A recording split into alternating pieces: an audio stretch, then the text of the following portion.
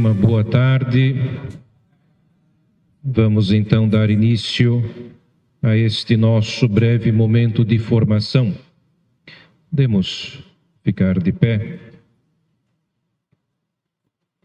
A nós descei divina luz, a nós descei divina luz, em nossas almas acendei o amor de Jesus. Em nossas almas acendei o amor.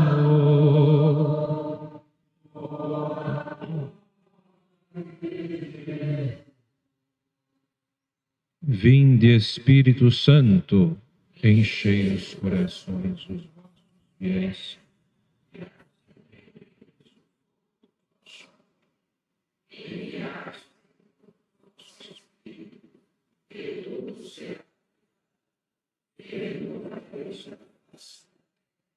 Oremos, ó Deus, que instruístes os corações dos vossos fiéis com a luz do Espírito Santo, que apreciemos coisas segundo o mesmo Espírito, que gozemos sempre da sua consolação. Por Cristo. Santa Catarina de Alexandria, em nome do Pai, do Filho e do Espírito Santo. Amém. Podemos nos sentar. Muito bem. Como já sabemos, a Igreja no Brasil, aos poucos está iniciando o uso do novo missal romano. O missal, como vocês percebem, sobretudo quem está envolvido nos ministérios, né? Leitores, cantores, ministros da comunhão, etc., é o livro que guia toda a celebração da missa. É o livro que o padre utiliza, seja quando se encontra ali no fundo, junto à sede, para pronunciar as orações que são próprias daquele que preside, seja junto ao altar, durante a liturgia eucarística, para pronunciar sobretudo a oração eucarística. É o livro fundamental e que então norteia, ajuda a guiar, a conduzir, a presidir toda a celebração. A edição latina, a terceira edição latina, ela veio à luz lá pelo ano 2000, 2002, foi reeditada com ajustes em 2008, e neste ano nós temos então o resultado para o uso no Brasil, para a Igreja Católica de tradição romana no Brasil. Depois, portanto, né, de vários anos de trabalho. E hoje, nesse nosso breve encontro, vamos provavelmente, no máximo, até 5h30, eu gostaria de retomar alguns pontos da celebração eucarística, mas como um todo. Nós não vamos aqui nos ater simplesmente àquilo que mudou. Algumas coisas a gente já percebeu. Nós começamos a utilizar aqui na nossa paróquia o confesso, né, o ato penitencial, com o ajuste feito na tradução. Há pouco tempo começamos a utilizar a resposta, orai, irmãos e irmãs, receba o Senhor, etc., com o ajuste lá no finalzinho.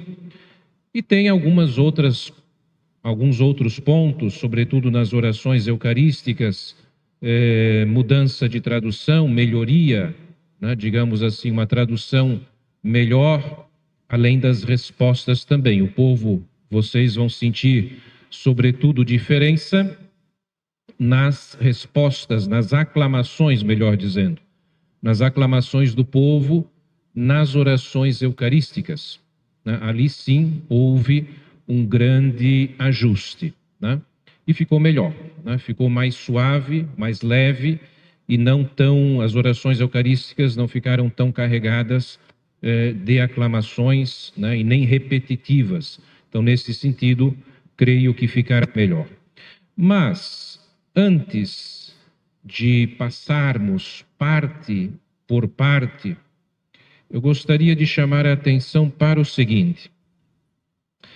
No ano passado, o Papa Francisco, ele publicou um documento chamado Desiderio Desideravi, uma expressão latina que faz referência àquilo que Jesus disse lá na última ceia.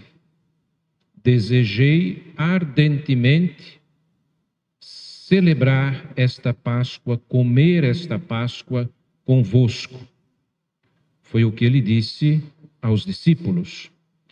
O Papa Francisco se inspirou nessas palavras do Senhor para então encabeçar este documento que falava da liturgia, sobretudo da importância, primeiro, de uma compreensão teológica da liturgia, segundo, a importância da formação litúrgica, terceiro, a importância da arte de celebrar.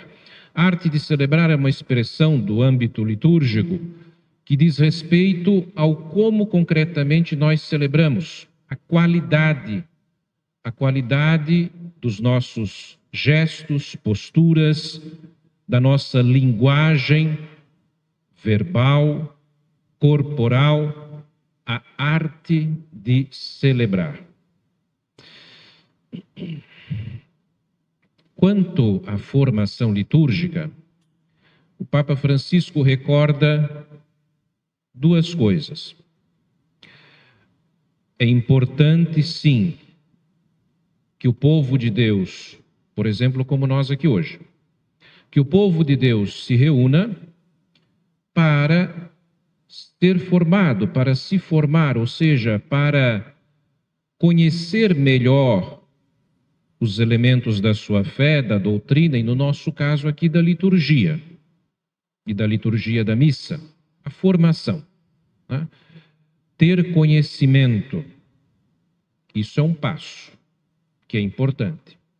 Mas um outro ponto é o ser formados pela liturgia, pela própria liturgia. O que nós estamos fazendo aqui é buscar conhecimento, amadurecer, ampliar o nosso conhecimento a respeito da liturgia, a respeito da missa. Mas, para quê? Para que quando a gente participar da missa, concretamente, ali, naquele momento de graça, nós sejamos formados. Então, é importante conhecer, ter conhecimento intelectual, saber disso, saber daquilo, sim, mas tem uma finalidade maior, que é participar ativamente, frutuosamente, profundamente de cada liturgia, de cada sacramento e, sobretudo, da Santa Missa, da celebração eucarística. E esse é um caminho, é uma caminhada que dura a vida toda. Sermos formados, moldados, lapidados pela liturgia, pela Eucaristia, em que participamos, que celebramos. toda a nossa caminhada como cristão e cristã, desde pequenos até a idade avançada, toda a nossa caminhada é esse constante, né? É um constante adentrar sempre mais e mais no mistério divino, sermos, portanto, formados, moldados. E quanto à formação litúrgica e a arte de celebrar, o Francisco fala da importância da dimensão simbólica. Bem,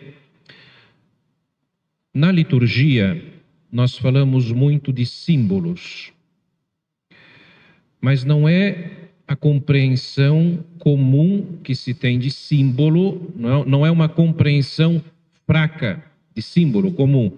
Uma coisa, um elemento que me indica, que faz referência a outra simplesmente. Não. O símbolo aqui que nos interessa, ele está enraizado na tradição antiga, na tradição dos padres, dos santos padres dos primeiros séculos, na tradição grega sobretudo, em que o símbolo era, primeiro que é uma palavra, um conceito utilizado também fora do cristianismo, assim como tantos conceitos que nós temos.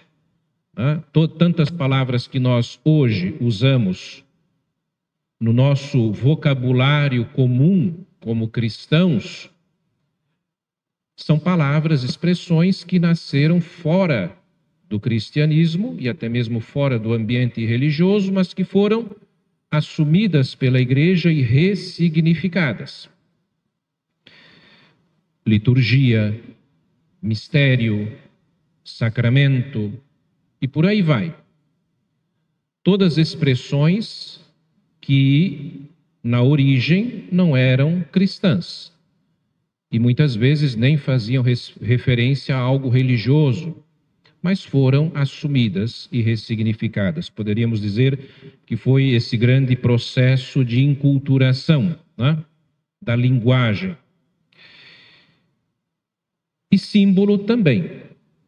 Agora, o símbolo na tradição antiga era como que, pensemos num objeto, uma moeda, como se esse livretinho aqui fosse esse objeto, ou moeda que seja, partido em duas partes. Cada um dos interlocutores, digamos que duas pessoas, então cada um ficava com uma parte. E quando, em determinada ocasião, digamos que eu enviasse um mensageiro a esse outro amigo conhecido, e esse mensageiro levaria uma das partes, e chegando lá, as duas partes seriam colocadas juntas, e serviria, o objeto no todo serviria como um meio, um instrumento de reconhecimento, né? Como se fosse autentificar que de fato aquele era um mensageiro enviado por mim. O símbolo como duas partes colocadas juntas e que garantem o diálogo. Bem, aplicando isso para a liturgia, como nós podemos entender que a liturgia, a missa, possui essa dimensão simbólica? Bem, na liturgia, na celebração da missa, se dá o diálogo entre o divino e o humano. As duas partes, divina e humana, que se encontram. Todas as ações na liturgia, os ritos, servem de símbolo, ou seja, estabelecem uma ponte, diálogo entre Deus e a criatura humana.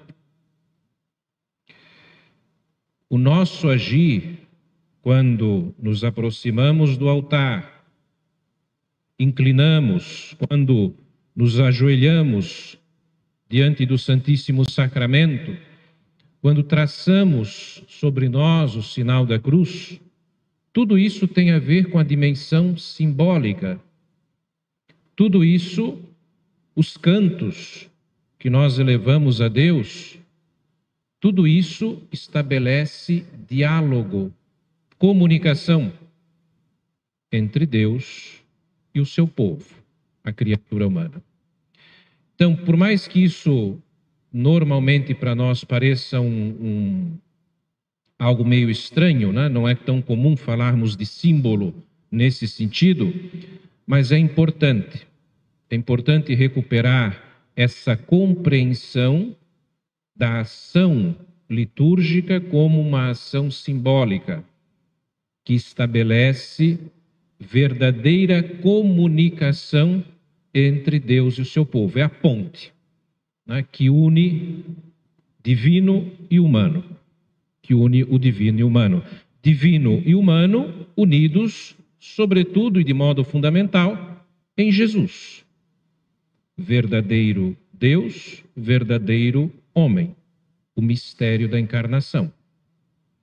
A partir de Jesus, todo o restante ganha o seu devido valor, o seu devido significado. Bem, as ações que nós realizamos são ações simbólicas que estabelecem ponte. Mas até antes disso, eu mesmo,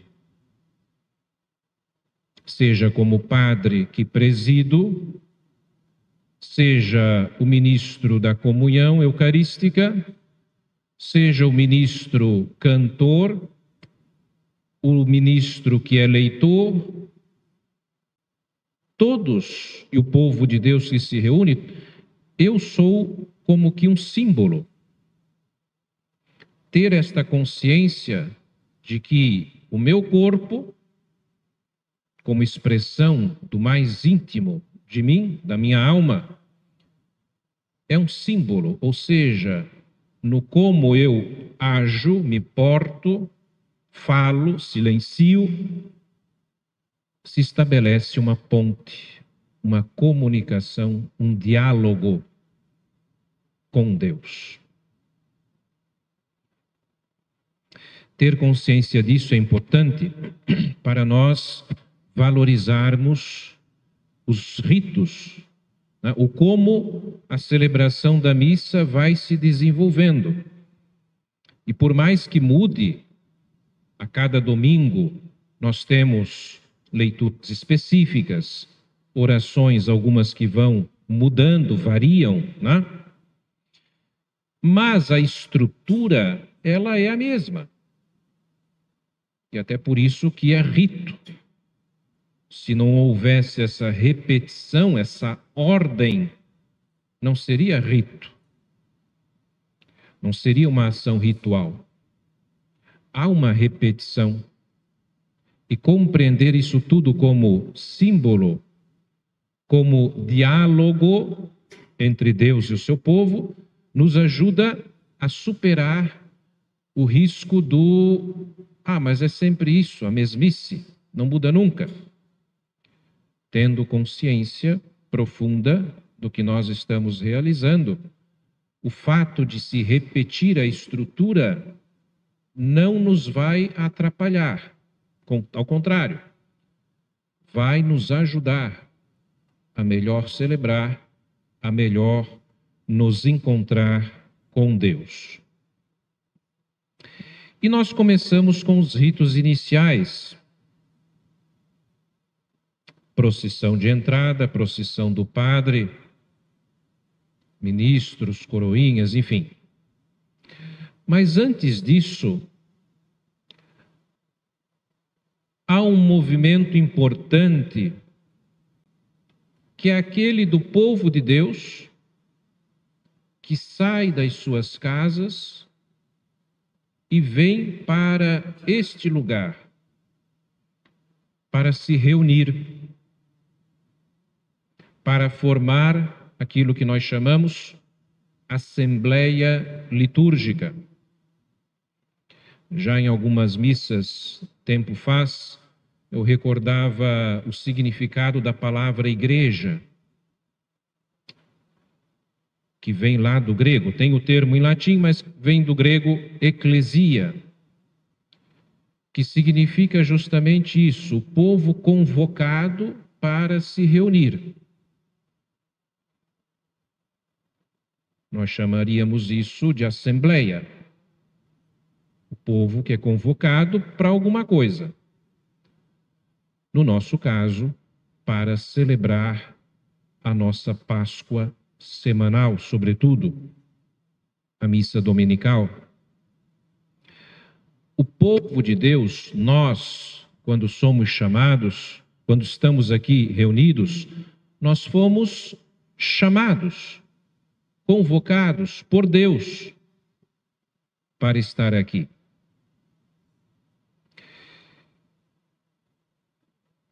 Na verdade, nós não estamos entrando numa casa estranha, como se estivéssemos visitando alguém. Quando vamos visitar, a casa não é nossa, né? E muitas vezes por educação, licença, mas aqui não. É a casa do povo de Deus. E Ele nos chamou e nos chama para estarmos aqui reunidos. Ele nos chama e nos convoca. Tanto que a primeira norma, a primeira indicação normativa, quando estamos para iniciar a procissão de entrada, são as indicações no missal que aparecem em vermelho, né, que a gente chama de rubrica. A primeira diz o seguinte: reunido o povo, o sacerdote dirige-se com os ministros ao altar, enquanto se executa o canto de entrada. Reunido o povo. Então, antes da procissão de entrada, há uma ação eclesial comunitária de se reunir, formar a assembleia litúrgica. O povo está reunido? Tá. Então, iniciamos a procissão de entrada do sacerdote, do padre, etc., na direção do altar. E essa procissão de entrada, por mais breve que seja, ela, e assim como as demais procissões também, né? Ela chama a nossa atenção para, bem, primeiro, somos povo de Deus a caminho, peregrinos, todos nós, rumo ao céu, rumo à pátria definitiva. Além disso, nós não somos um povo que simplesmente se reuniu e agora o que a gente vai fazer? Quem é que vai conduzir isso? Quem é que vai conduzir aquilo? Não. Há um ministro específico que vai presidir a todos.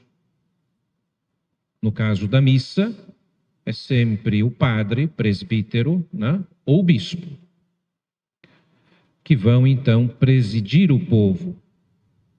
E a figura, a função do sacerdote quer recordar que é Cristo mesmo que está nos conduzindo. É Cristo que nos conduz, que nos guia, que nos preside. Chegando aqui, como nós já bem sabemos, quando no presbitério, esse espaço todo que nós temos aqui, que aqui na nossa igreja é bem amplo, largo, no qual se encontra o altar, normalmente também o ambão da palavra, etc., nós chamamos de presbitério.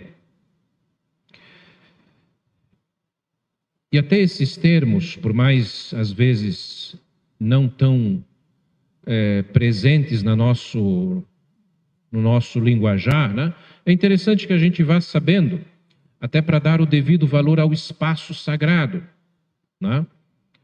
Aqui não é simplesmente um local mais elevadinho, né, como nós temos ali no salão, o palco. Não.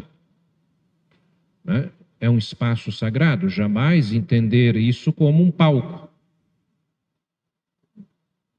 É o lugar, sobretudo, do altar. Em boa parte das nossas igrejas, algumas matrizes não, por serem maiores, ter mais espaço e etc. Mas em muitas, o sacrário, no qual se encontra a reserva eucarística, ele se encontra nesse espaço, ele é colocado nesse espaço, às vezes no fundo, um pouco mais para a lateral, ou como nós temos aqui, enfim. Havendo o sacrário, a Eucaristia nesse espaço, é costume que, chegando aqui, nós façamos a genuflexão na direção do Santíssimo Sacramento.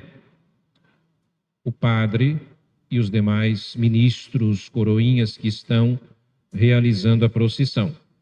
E depois, no final da missa também. Vejam, de vez em quando, em algumas missas, eu tenho chamado a atenção sobre a importância desses gestos. Quando chegamos, entramos na igreja, a genuflexão na direção do Santíssimo Sacramento, depois, ao nos retirarmos, também. Todos esses gestos, eles nos ajudam, e isso desde pequenos, mesmo que quando pequeninhos a gente não entenda o porquê, mas ajuda a identificar, a compreender que esse espaço aqui não é um espaço qualquer, mas é um espaço sagrado. Eu vou para o salão, mas lá eu não vou me ajoelhar para cá e para lá, não vou me inclinar na direção do altar, enfim. Aqui, esses gestos me ajudam a compreender que esse espaço, ele é especial. Ele serve para que nós celebremos os mistérios da nossa fé. Então, a importância, né?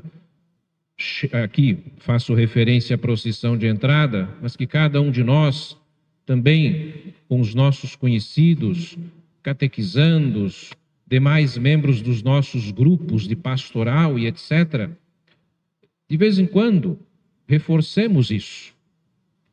É importante, né? Chegar à genuflexão na direção do Santíssimo Sacramento, não só como um gesto que, sei lá, faço por costume, mas que, ao me ajoelhar, de fato, eu expresse a minha veneração, a minha adoração ao Senhor. Tudo isso tem a ver, então, com a tal da dimensão simbólica, a ponte, o diálogo divino-humano. Depois disso, o padre e o diácono vão perto do altar, vão junto ao altar e beijam o altar. O altar, ele, sobretudo no contexto da celebração da missa, ele é símbolo de Cristo, a pedra fundamental. E por isso, um único altar. O altar, ele deve recordar para nós, para todos, não só para o padre, para o diácono, para todos os ministros, para o povo de Deus reunido. O altar deve nos recordar que o centro é Jesus. O centro é Jesus. Por isso disse o altar como símbolo de Cristo. E por isso, quando nós nos aproximamos ou nos afastamos do altar, nós nos inclinamos. uma inclinação que a gente chama inclinação profunda, não só a cabeça, mas as costas. Ninguém está se inclinando para uma mesa. Seria ridículo isso. É para Jesus. O altar, símbolo de Cristo. Então, a inclinação que nós fazemos é um sinal de veneração a Jesus, nosso Senhor. Procuremos passar adiante isso. Ter consciência disso muda tudo. Bem, então, eu não estou só dando uma baixadinha para a mesa, porque passei aqui, passei ali. É um gesto muito singelo, mas profundo, de respeito, de veneração, e que reconhece Jesus, ele é a pedra angular, ele é o centro. Se a gente tira, tudo cai por terra. Depois disso, nós temos a saudação. O sinal da cruz e a saudação, que pode variar, né? Há várias opções de inspiração bíblica. A graça e a paz de Deus nosso Pai, de Jesus Cristo nosso Senhor estejam convosco, enfim. O sinal da cruz no início da missa, mas isso vale também para as demais celebrações, enfim. Nós não estamos invocando a presença da Santíssima Trindade, como se ela já não estivesse. Isso seria até falta de fé. Lembrem daquilo que eu disse há pouco. Nós somos o povo de Deus convocado, Deus que nos chamou. A gente não veio aqui por conta própria, agora nós estamos aqui, Senhor, vem. Esse sinal da cruz, no início, ele é, poderíamos dizer, uma pequena e sintética profissão de fé. Nós estamos aqui reunidos em nome do Pai, do Filho e do Espírito Santo, ou seja, diante do mistério da Santíssima Trindade, que nos chamou para estarmos aqui. E aqui é importante também, até para os cantos, né? Nós normalmente aqui fazemos o sinal da cruz rezado, o nome é sempre dito uma única vez, em nome do Pai e do Filho e do Espírito Santo. Nunca em nome do Pai, em nome do Filho, em nome do Espírito Santo. Até um canto, né, que infelizmente foi feito dessa forma. Por quê? Porque o nome aqui diz respeito à natureza divina. E Deus é um só, 3 pessoas e uma única natureza divina. Se eu digo em nome do Pai, em nome do Filho, em nome do Espírito Santo, eu dou a entender que se tratem de 3 deuses. E não, essa não é a fé cristã. Em nome do Pai e do Filho e do Espírito Santo. E a nossa resposta à saudação do Padre: bendito seja Deus que nos reuniu no amor de Cristo. A missa, ela é uma outra expressão para significar a missa, a celebração eucarística. Eucaristia significa ação de graças. Ação de graças, bendição, a ação de bendizer. Com essa resposta no início da missa, nós resumimos tudo aquilo que acontece na celebração da missa. Bendito seja Deus. Nós estamos aqui reunidos para bendizer, para elevar ao Pai, bendito seja Deus Pai, que nos reuniu no amor de Cristo. E o amor de Cristo é o dom da sua Páscoa, o Espírito Santo. Reunidos, portanto, na Santíssima Trindade. E vamos adiante com o ato penitencial.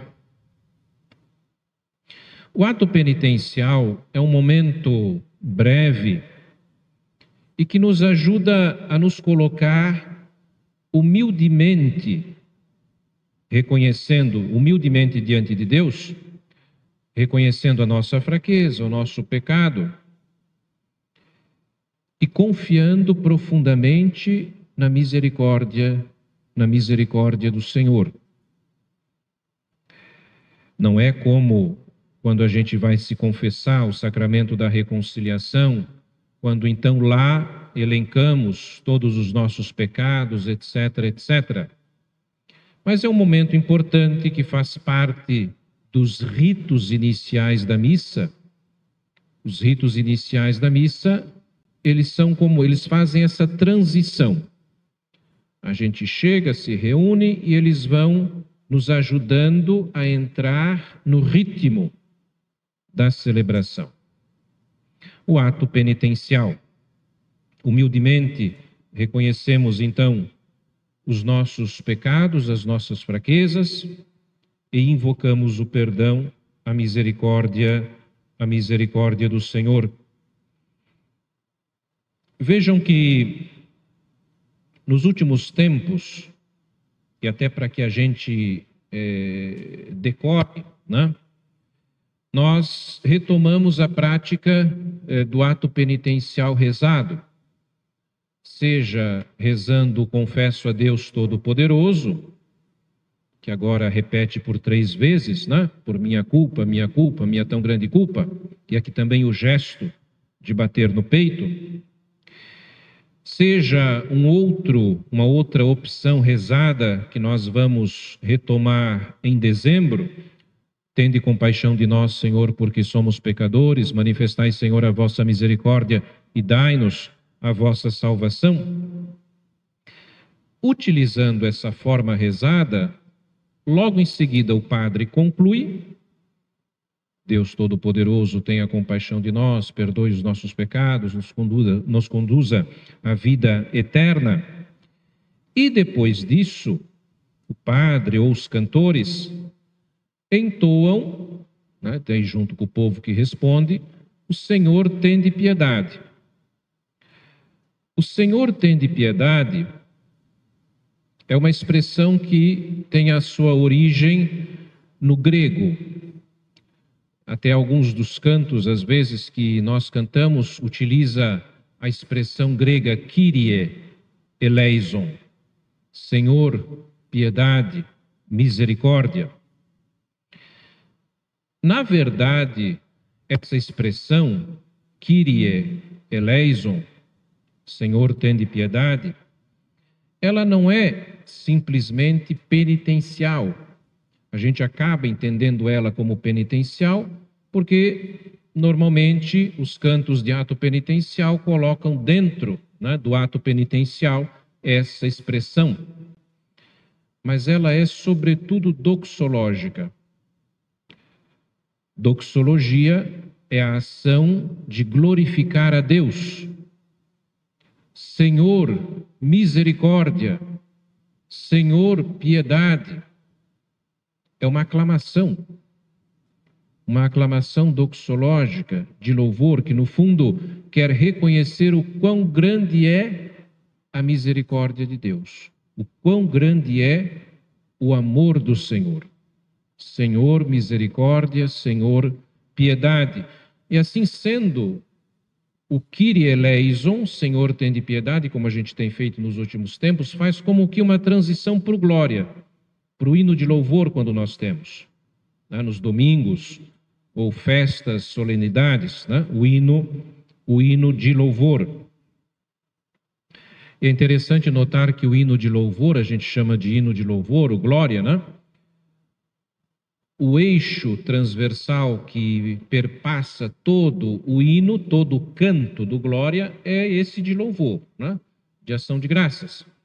Mas dentro dele há um pequeno bloco em que se evidencia a súplica, o pedido de perdão. Quando a gente diz: vós que tirais o pecado do mundo, tende piedade de nós. Vós que tirais o pecado do mundo, acolhei a nossa súplica. Vós que estais à direita do Pai, tende piedade de nós. Então vejam que dentro do hino de louvor se insere também esse pedido de perdão, esse pedido de súplica, né? De que Cristo ouça a súplica do seu povo, a súplica da igreja. Os ritos iniciais, eles se encerram com a oração coleta.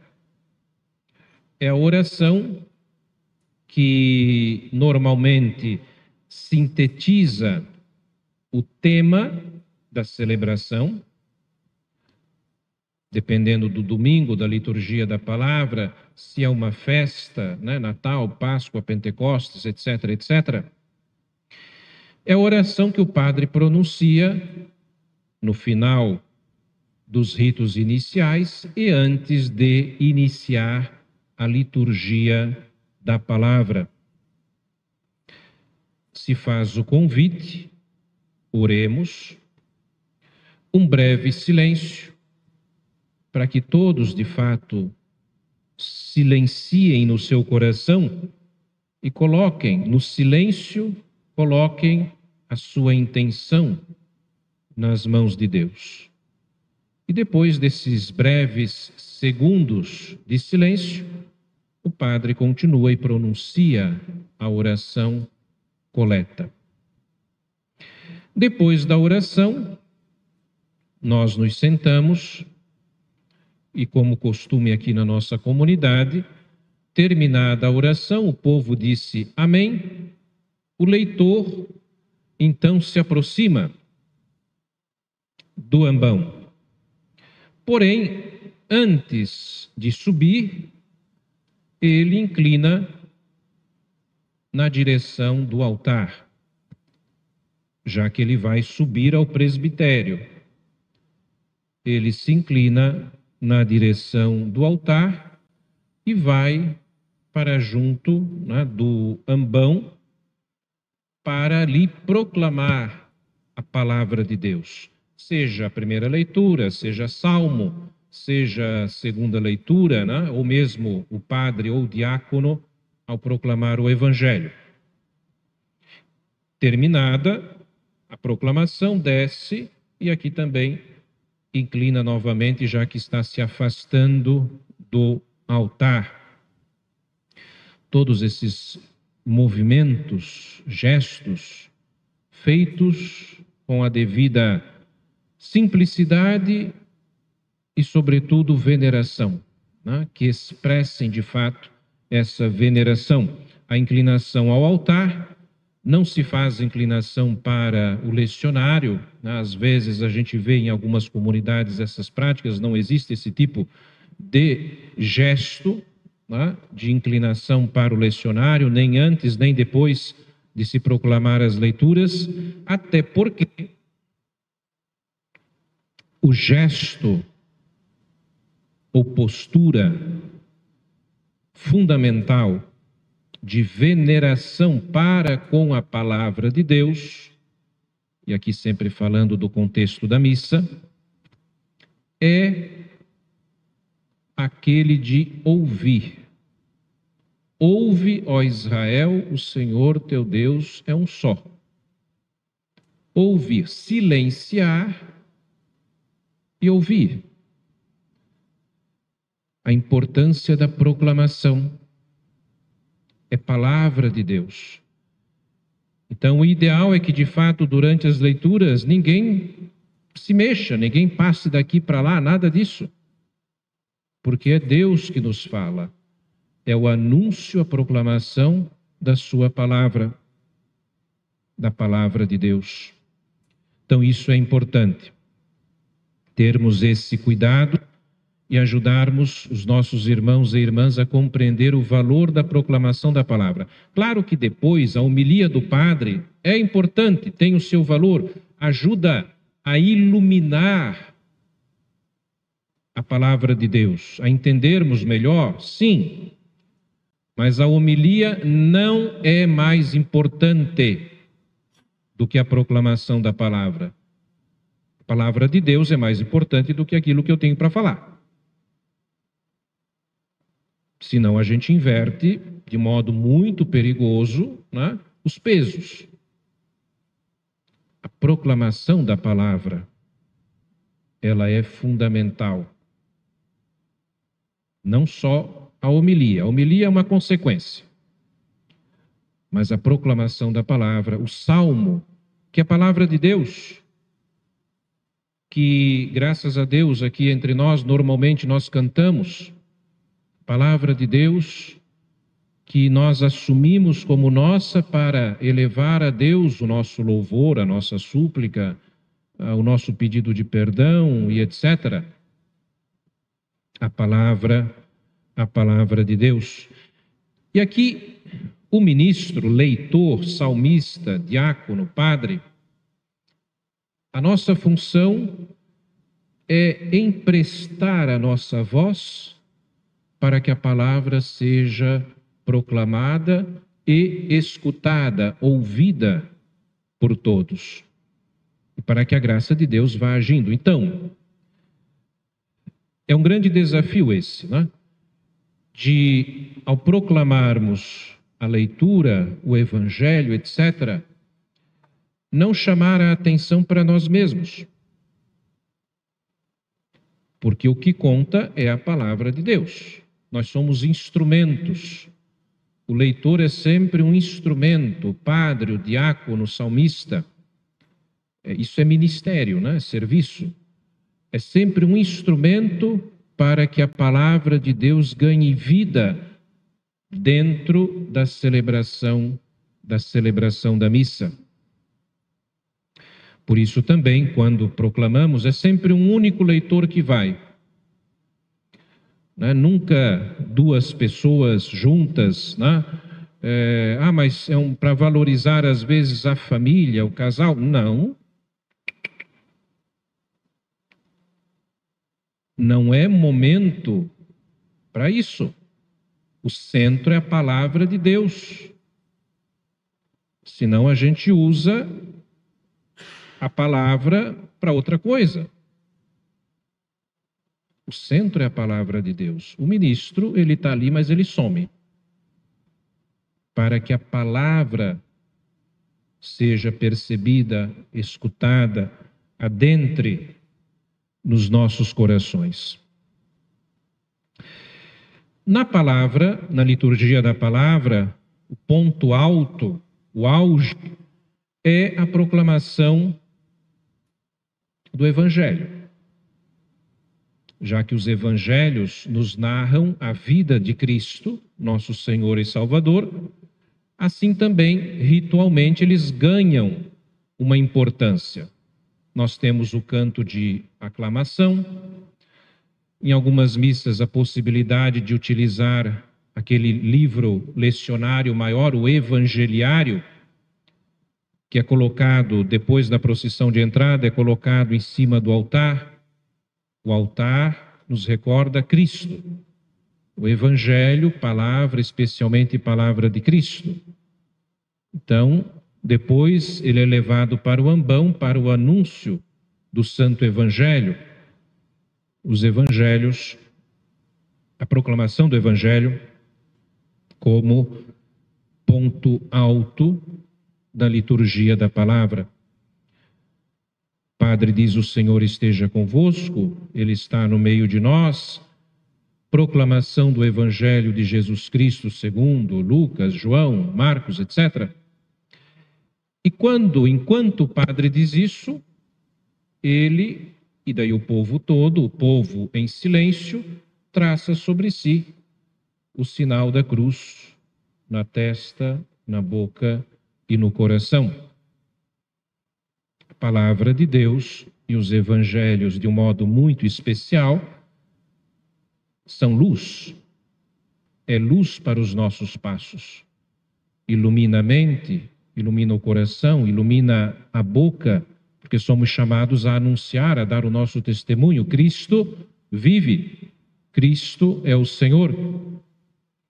Se faz em silêncio e o povo responde aclamando: glória a vós, Senhor.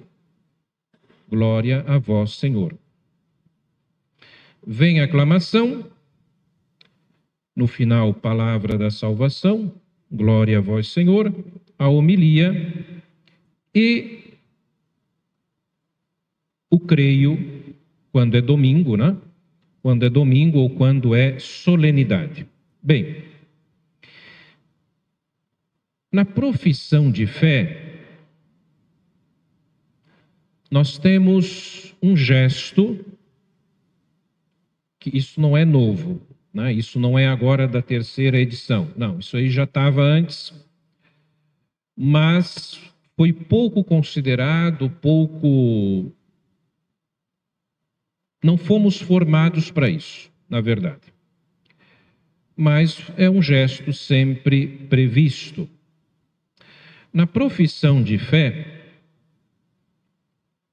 é prevista uma inclinação durante as palavras que fazem referência ao mistério da encarnação. Então, por exemplo, creio na forma apostólica que nós normalmente recitamos, diz o seguinte: creio em Deus Pai Todo-Poderoso, Criador do céu e da terra, e em Jesus Cristo, seu único Filho, nosso Senhor, que foi concebido, a concepção, então, mistério da encarnação, que foi concebido pelo poder do Espírito Santo, nasceu da Virgem Maria, e daí depois faz referência à paixão, padeceu sob Pôncio Pilatos. Então, nessas palavrinhas, que foi concebido pelo poder do Espírito Santo, nasceu da Virgem Maria, o gesto de se inclinar. O mistério da encarnação, Santíssima Trindade, Pai, Filho, Espírito Santo. O Filho, segunda pessoa da Santíssima Trindade, se encarnou, assumiu a nossa condição humana, abaixou-se da sua divindade, da sua glória que lhe é devida. Na teologia a gente chama isso de kênose. A kênose, o abaixamento do Filho para se fazer um de nós. Tendo isso presente, esse gesto de veneração durante o creio, ele ganha significado. Assim como o Filho se abaixou para se fazer um de nós, nós também nos abaixamos para sermos reerguidos por Ele, pelo seu mistério de salvação, pelo mistério pascal do Senhor. Então, aos pouquinhos, nós vamos tentar recuperar esse gesto aqui também, né? Começando na missa de hoje, e aos poucos eu, Padre Kelvin, né, vamos chamando a atenção, né? E depois vira costume, né? Mas, novamente aqui, é um gesto, não somente um gesto para ser feito, né? Mas que seja carregado de sentido, né? De significado. Nós reconhecemos a grandeza do amor de Deus que quis se fazer um de nós para nos salvar. A encarnação do Filho de Deus pela ação do Divino Espírito Santo no seio da Virgem Maria. E as preces dos fiéis. As preces, a oração universal, em que comunitariamente elevamos a Deus algumas súplicas, alguns pedidos. E com isso nós concluímos a liturgia da palavra, os ritos iniciais e a longa liturgia da palavra. Agora é tempo de ser igreja, caminhar juntos, participar. Agora é tempo de ser igreja, caminhar juntos, participar. E entramos na segunda grande parte da celebração da missa, que é a liturgia eucarística. Na liturgia eucarística, o pão e o vinho são levados ao altar e ali preparados pelo padre, pelo diácono também, enfim.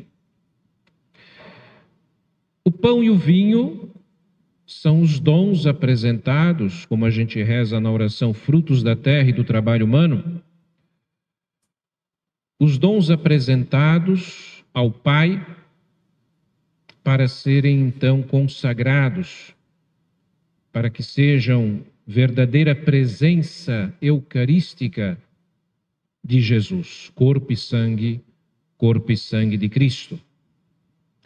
As orações que o padre normalmente reza em silêncio, ou quando não há canto, são rezadas em voz alta. Bendito sejais, Senhor Deus do universo, pelo pão que recebemos de vossa bondade, fruto da terra e do trabalho humano, que agora vos apresentamos, e para nós se vai tornar pão da vida. E daí o povo aclama, bendito seja Deus para sempre.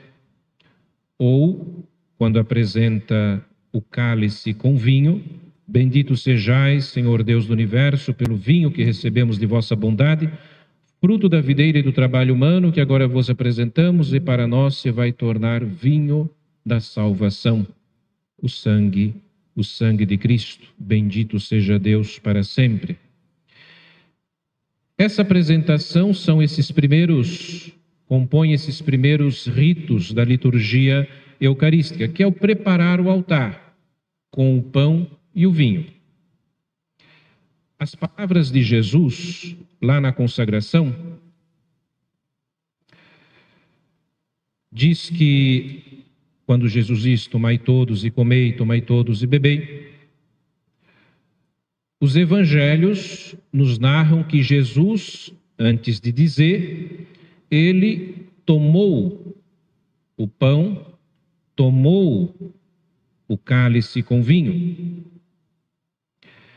O que nós fazemos aqui na preparação das oferendas é essa primeira ação de Jesus, a de tomar o pão. Tomar o pão, receber o pão, tomar o cálice com vinho, para elevar ao Pai a ação de graças, a oração de bênção, e depois entregar aos discípulos. Essa primeira ação de Jesus, nós realizamos então quando preparamos o altar, colocando em cima dele o pão e o vinho que serão consagrados. Os evangelhos dizem que Jesus tomou o pão, deu graças, tomou o cálice com vinho, deu graças, ou pronunciou a oração de ação de graças, enfim.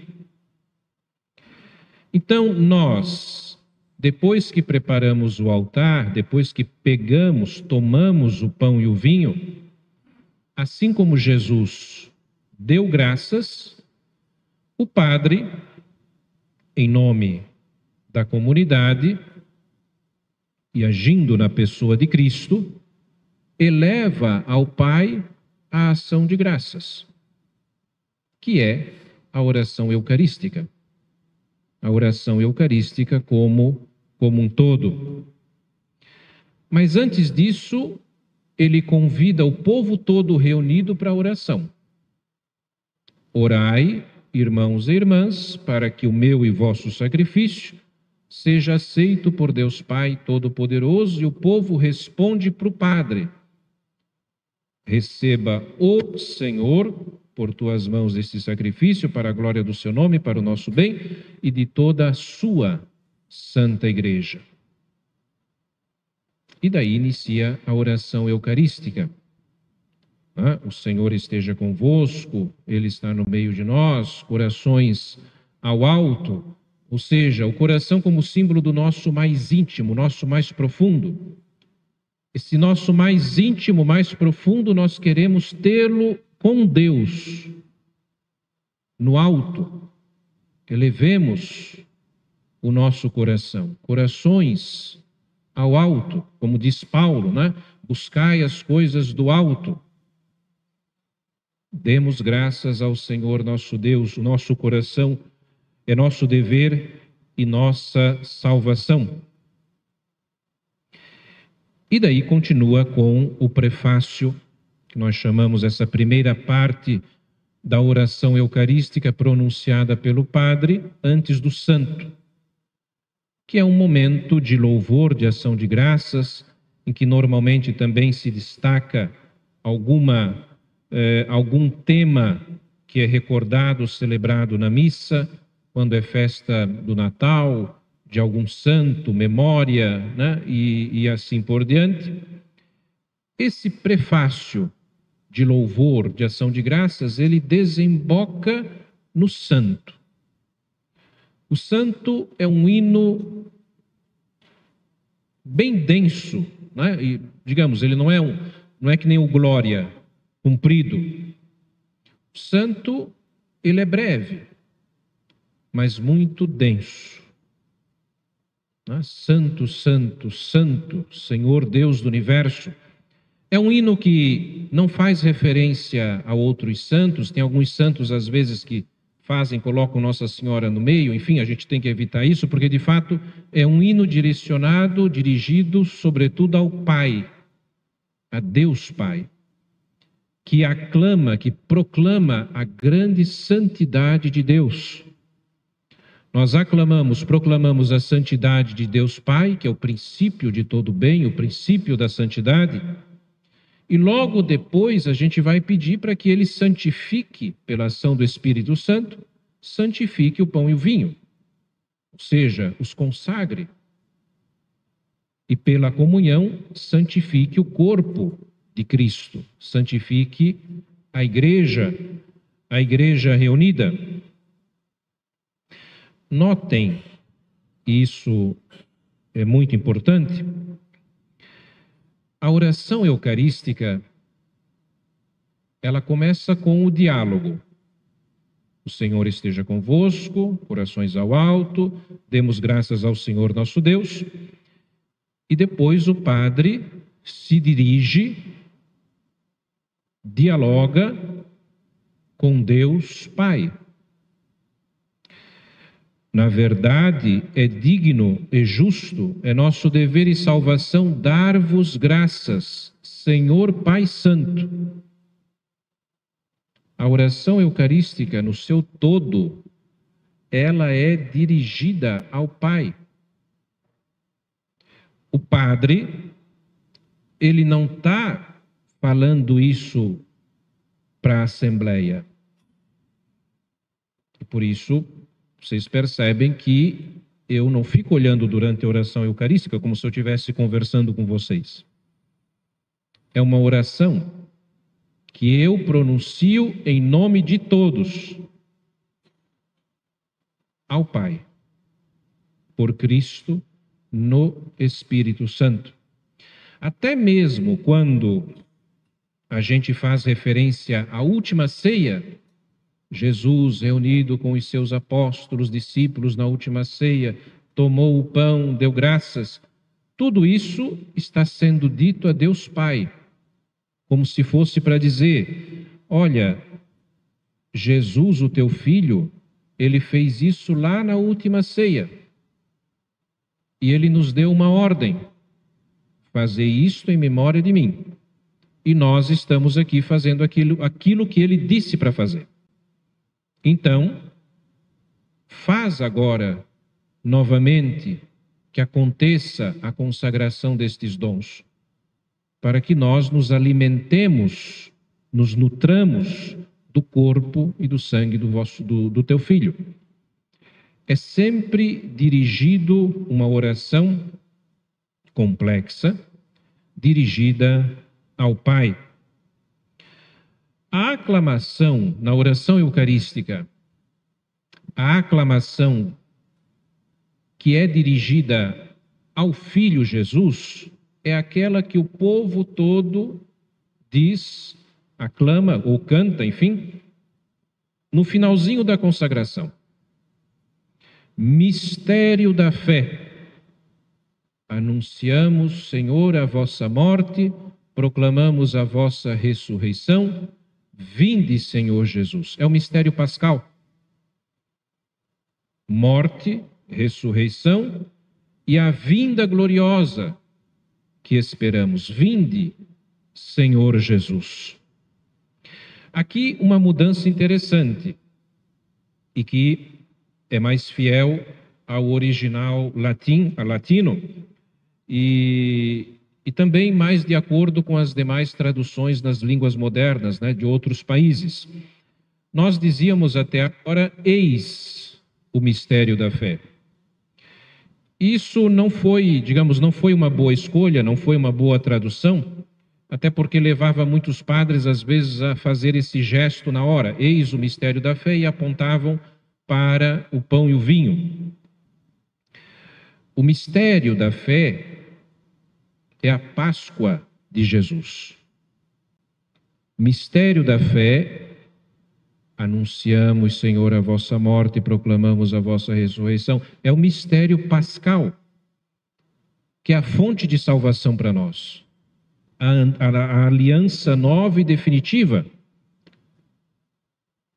Morte, ressurreição do Senhor e todos os mistérios que estão correlacionados à Páscoa de Jesus. Claro, a Eucaristia celebrada, ela é memorial disso, desse mistério da fé.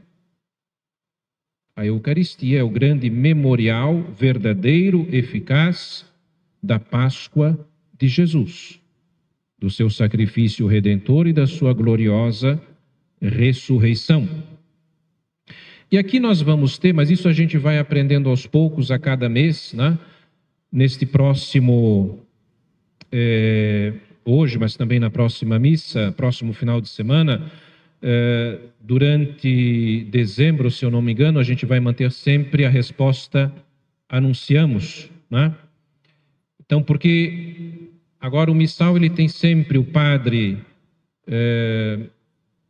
conclui a consagração com uma expressão e a resposta ela é sempre fixa. Então, mistério da fé, anunciamos, Senhor, a vossa morte e proclamamos a vossa ressurreição, vinde, Senhor Jesus.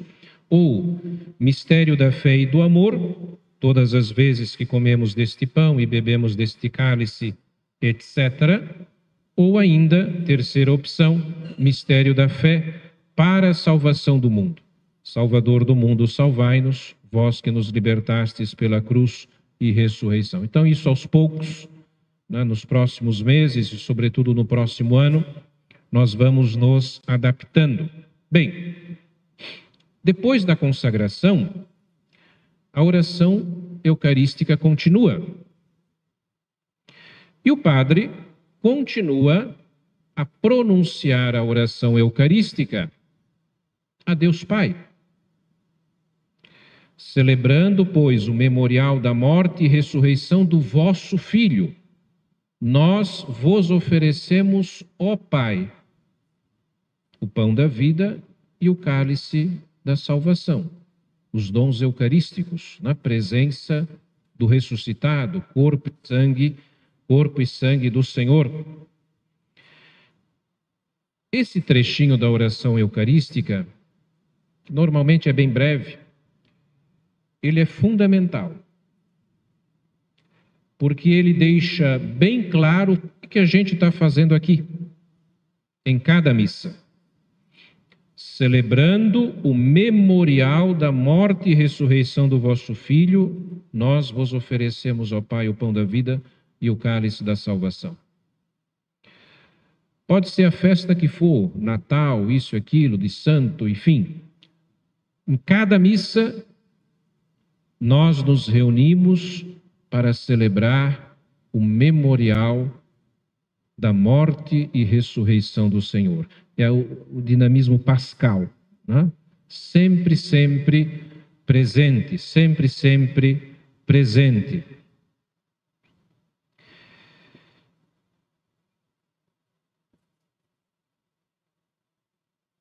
Destacando isso, o memorial da morte e ressurreição do Senhor e a oferta elevada ao Pai, nós apresentamos o sacrifício eucarístico. Nós suplicamos então que, ao participar do corpo e sangue do Cristo, ou seja, ao comungarmos da Eucaristia, nós sejamos reunidos pelo Espírito Santo num só corpo. Então, aqui na oração eucarística, normalmente nós temos especialmente duas invocações da ação do Divino Espírito Santo. A primeira, quando o Padre impõe as mãos, estende as mãos sobre o pão e o vinho e pronuncia a oração pedindo a Deus Pai que, pela ação do Espírito Santo, santifique o pão e o vinho, para que se tornem corpo e sangue do Senhor. E agora, quando a gente pede que o Espírito Santo nos santifique, una, garanta a comunhão, a unidade da Igreja. Na estrutura da oração eucarística é o que a gente chama de epiclese, que é a invocação da ação do Espírito Santo. Duas vezes invocado de modo especial na oração eucarística, para consagrar os dons, pão e vinho, para santificar, unir, manter na comunhão o povo de Deus. E depois nós temos as tradicionais intercessões. Suplicamos a ação do Espírito Santo para a nossa santificação, comunhão. Rezamos pela Igreja toda espalhada pelo mundo afora, em comunhão com o Papa, em comunhão com o nosso bispo, demais ministros e etc. Rezamos pelos nossos falecidos, né, pelos nossos defuntos, nos colocando, expressando pela oração aquilo que a gente recita lá no creio, a comunhão dos santos. Rezar pelos que já partiram e reconhecer a santidade de Deus também, quando normalmente no final da oração eucarística nós suplicamos a piedade de Deus e o desejo, expressamos o desejo de um dia participar da vida eterna, ou seja, ir para o céu, né? As coisas do alto, caminhar, peregrinar na direção do céu, para estarmos em comunhão plena com Deus e com os seus santos, a Virgem Maria, São José, os santos apóstolos, etc., etc. E a conclusão da oração eucarística, o por Cristo, com Cristo e em Cristo, notem que também é dito a Deus Pai. Por Cristo, com Cristo e em Cristo, a vós, Deus Pai Todo-Poderoso, na unidade do Espírito Santo, toda a honra e toda a glória, por todos os séculos dos séculos. Amém. Essa conclusão da oração eucarística é como se fosse o glória ao Pai, ao Filho e ao Espírito Santo que nós dizemos a cada dezena do terço, em outros tantos momentos, em outras tantas orações. É uma doxologia, porém mais desenvolvida. e que destaca, é dirigida ao Pai por Cristo, o mediador, no Espírito Santo. Sei que no passado, sobretudo anos 80, 90, né, se criou um certo costume em muitas comunidades, também na minha, na Ponte do Maruim, onde eu cresci, do povo fazer essa conclusão junto com o padre. Foi uma orientação errada, né? Nunca se deu oficialmente essa orientação. De fato, a conclusão, ela pertence ao sacerdote ministerial, padre e bispo, e o povo entra com o amém, que dentro do possível seja cantado, né, para expressar essa efusiva conclusão da oração eucarística, que é a principal oração em toda a missa. A oração na qual nós elevamos especialmente o nosso louvor, a nossa ação de graças ao Pai, e na qual os dons do pão e do vinho são então consagrados.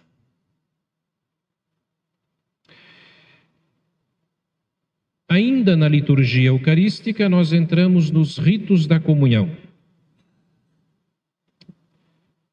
encabeçado pela oração de Jesus, o Pai Nosso. E como já chamei a atenção algumas vezes, a parte mais importante do Pai Nosso é o início. Jesus nos ajudou a compreender melhor. Jesus nos ensinou a nos dirigir a Deus com uma linguagem familiar, de família, Pai. Então, por isso que de vez em quando eu chamo a atenção para que todos, de fato, comecemos a oração do Senhor juntos.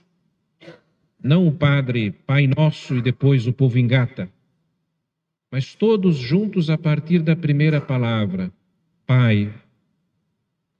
E com as mãos estendidas, os braços estendidos. Havia muita discussão sobre essa questão, se os braços estendidos eram um gesto presidencial, né, que só o padre poderia estender as mãos. Isso foi resolvido eu não diria, porque olhando teologicamente era uma discussão, a meu ver, inútil. Pai Nosso é a oração do batizado, não é de domínio do padre, até porque no catecumenato, já antigo, lá do primeiro milênio, e que foi recuperado no ritual de iniciação cristã dos adultos, e que também no IVC das crianças, né, muito foi inspirado no catecumenato dos adultos. Já lá nos inícios, durante o catecumenato, e sobretudo quando o adulto candidato ao batismo estava se aproximando do batismo, ele participava de alguns ritos de entrega. Ele recebia o creio e tinha que professar pela primeira vez publicamente a fé. Ele recebia a oração do Senhor. Então, isso tudo no contexto da iniciação cristã. Então, em todo caso, né, para evitar dúvidas, foi inserido no missal, foi inserida um convite à oração, uma monição, que diz o seguinte: guiados pelo Espírito Santo, que ora em nós e por nós, elevemos as mãos ao Pai e rezemos juntos a oração que o próprio Jesus nos ensinou. Então, os nossos bispos decidiram colocar essa nova motivação ao Pai Nosso, chamando a atenção justamente para isso, né? Esse gesto importante e que é da comunidade como um todo, que eleva ao Pai esta oração ensinada pelo próprio Jesus. Depois do Pai Nosso, notem que o Pai Nosso na missa, ele não termina com amém. Não tem amém. Por quê? O Pai Nosso, na verdade, ele vai terminar lá com a aclamação do povo: vosso é o reino, o poder e a glória para sempre. Porque depois de rezarmos juntos o Pai Nosso, lá no finalzinho a gente diz: mas livrai-nos do mal. E logo em seguida o padre continua desenvolvendo esse último pedido: livrai-nos de todos os males, ó Pai, dai-nos hoje a vossa paz. Ajudados pela vossa misericórdia, sejamos sempre livres do pecado, protegidos de todos os perigos, enquanto aguardamos a feliz esperança e a vinda de nosso Senhor Jesus Cristo. Vosso é o reino, o poder e a glória para sempre. Depois disso, nós passamos para o rito da paz. O padre sozinho diz: Senhor Jesus Cristo, dissestes aos vossos apóstolos: eu vos deixo a paz, eu vos dou a minha paz, não olheis os nossos pecados, mas a fé que anima a vossa igreja. Dai-lhe, segundo o vosso desejo, a paz e a unidade, vós que sois Deus, com o Pai e o Espírito Santo. Amém. Notem, o rito da paz começa com esta oração. O rito da paz não é somente o gesto de paz que você vai dar para o irmão que está no lado. O rito da paz, essencialmente, é esta oração, pela qual nós suplicamos a paz do ressuscitado. E que a paz do ressuscitado nos mantenha unidos. Não leveis em conta, não olheis os nossos pecados, mas a fé da igreja. E nos conceda a paz e a unidade. Depois dessa oração, o padre, depois então de suplicar a graça de Deus para permanecermos na paz e na unidade, o padre deseja a todos: a paz do Senhor esteja sempre convosco, o amor de Cristo nos uniu. E daí, conforme a oportunidade, o padre ou o diácono, eles convidam para a paz. Se o convite for feito, irmãos e irmãs, saudai-vos em Cristo Jesus, cada um saúda quem está próximo, sempre lembrando: não é bom dia, não é boa noite, não é que bom que você veio. É uma saudação ritual. Nós rezamos pedindo a paz e a unidade. O padre desejou a paz, que é de Cristo. Você vai desejar a paz de Cristo. É o Shalom. A paz do ressuscitado. É isso. É algo profundo, que é resultado, fruto da presença do ressuscitado no nosso meio. Isso se o padre ou o diácono fizer o convite. Se não for feito o convite, nós começamos direto com o Cordeiro de Deus e não se saúda nada. Notem que, pelo menos eu, normalmente eu não faço o convite, sobretudo na Quaresma e no Advento, justamente por serem tempos mais de preparação, penitenciais, muitas vezes quando tem sétimo dia, dependendo se tem muita gente e tudo mais, porque senão a gente sabe que sempre vira um alvoroço, e não é esse o momento, até porque a comunhão vem logo em seguida. Então ter esse cuidado. Se não for feito o convite, o gesto de paz, ele não é feito. Depois disso, nós vamos para a fração do pão, que daí o Cordeiro de Deus, dentro do possível, é sempre bom que o Cordeiro seja cantado, porque é um hino, é um breve hino, no qual reconhecemos que Jesus, o Cristo, é o verdadeiro Cordeiro de Deus que tira o pecado do mundo, é a nossa salvação. É nele, Jesus, que nós encontramos a salvação e nele encontramos a verdadeira paz. Depois disso, o padre apresenta então a Eucaristia, o Cordeiro de Deus, né? Felizes os convidados para a ceia do Senhor, ou outras expressões, e diz: eis o Cordeiro de Deus que tira o pecado do mundo. E daí iniciamos a procissão da comunhão. É importante também que na procissão de comunhão, né, que tomemos consciência de sermos parte do povo de Deus a caminho, peregrinos. Caminhamos para nos alimentar, para nos nutrir do Cristo Senhor. Caminhamos cantando, voltamos para os nossos lugares, rezamos, continuamos a cantar, alimentados, né? Também na comunhão, ao comungar, você comunga e vai direto para o seu banco. Não há necessidade de depois inclinar ou coisa do tipo, até porque você comungou do Senhor. É Jesus, né?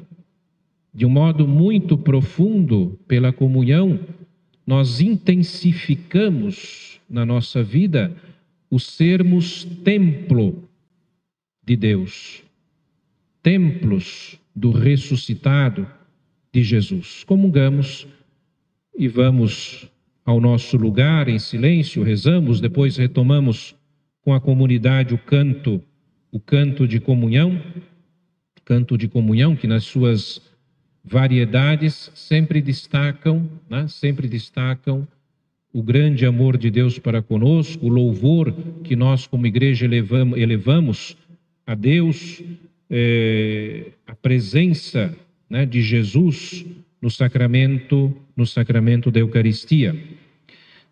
Depois da comunhão, normalmente a gente guarda um tempinho de silêncio e concluímos essa parte eucarística, concluímos com a oração depois da comunhão. O padre faz o convite, oremos, faz a oração e depois da oração, se houver avisos, se dá avisos, se não, a bênção final. No início, fomos convocados por Deus. Pensemos no Tabor, né? E até é bom que aqui a igreja está no morrinho, né? A gente sobe o Tabor para nos encontrar com Deus, para fazer a experiência do mistério. Mas depois a gente tem que descer. É o ide em paz. Ide em paz para dar, ide em paz alimentados com a Eucaristia, com a paz, com o shalom de Cristo, do ressuscitado nos nossos corações, para no dia a dia da vida darmos o nosso testemunho. Na bênção final, um outro gesto que às vezes é recordado, quando abençoamos, quando recebemos a bênção, nós inclinamos um pouco para receber a bênção. Assim faz o diácono quando pede a bênção para o padre ou para o bispo, ou o padre que pede a bênção para o bispo. Quando o bispo preside e depois do evangelho abençoa o povo com o evangeliário, e é feio que muitas vezes a gente quer bater palma, né? É bem feio isso. Mas, enfim, é uma bênção. Você não bate palma enquanto está recebendo bênção. O bispo abençoa, eu me inclino e recebo a bênção. Isso valeria até para os costumes nossos nas casas, em família, quando o pai e a mãe abençoam os filhos. Abençoar, né? Eu me inclino para receber a bênção. E assim também na missa, né? Povo de Deus a caminho. Hoje, nós vamos então na missa de hoje, nas missas do final de semana, vamos começar a utilizar o novo missal. Como eu disse, aos poucos nós vamos recordando, também para os demais envolvidos nas missas, a Celina vai sempre recordando, sobretudo agora nos finais de semana, para os cantores, que normalmente são os responsáveis pelas projeções, né? A atenção que deve ser dada, sobretudo, às orações eucarísticas, porque as respostas, elas foram, como eu já disse antes, elas foram bem ajustadas. Então, mudou bastante coisa, ou mudou de posição, né? Todas essas respostas já estão colocadas ali, já foram repassadas aos responsáveis, só que a gente tem que ter atenção. E para as estantes ali dos cantores, nós preparamos um livreto do rito da missa com o povo. Um livreto do rito da missa com o povo. Então, esses livretos, que agora tem 4 ali, mas serão 5, eles devem ficar sempre ali, né? Não ser retirados, porque os cantores serão aqueles que vão ou puxar as aclamações da oração eucarística, ou responder junto com o povo. Então, todo o rito da missa, ritos iniciais, todas as orações eucarísticas, enfim, tem tudo aqui, né? É uma edição, um livretinho, né? Das edições CNBB. Então, né, até se houver algum interesse e tudo mais, a gente pode ver, a Maristela está ali, né? A gente pode também pedir, para quem quiser, né, para as edições CNBB. Mas para os cantores, nós temos então ali disponíveis.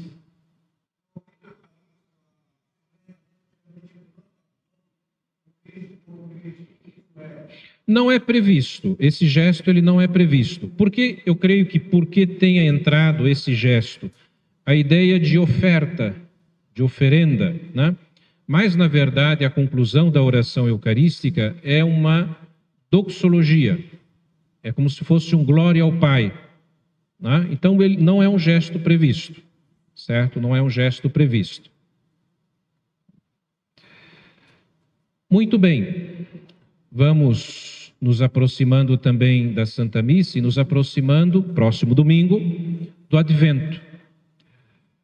Então, vamos, com a graça de Deus, e agora suplicar a intercessão de Nossa Senhora, para que possamos, intercessão de Nossa Senhora e de Santa Catarina de Alexandria, né? Hoje nós recordamos Santa Catarina, padroeira da nossa arquidiocese e padroeira também do nosso estado. Que nós possamos vivenciar bem esta última semana do tempo comum e nos preparar bem com o Advento para as festas do Natal do Senhor. Ave, ave, ave Maria, ave, ave,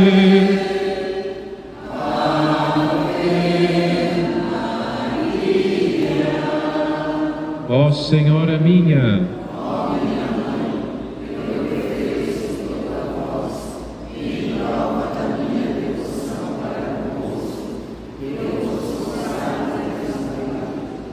os meus olhos, os meus ouvidos, a minha boca, o meu coração, inteiramente todo o meu ser, e porque assim sou vossa, ó incomparável Mãe, guardai-me e defendei-me como filho e propriedade vossa. Amém. Nossa Senhora das Graças, rogai por nós.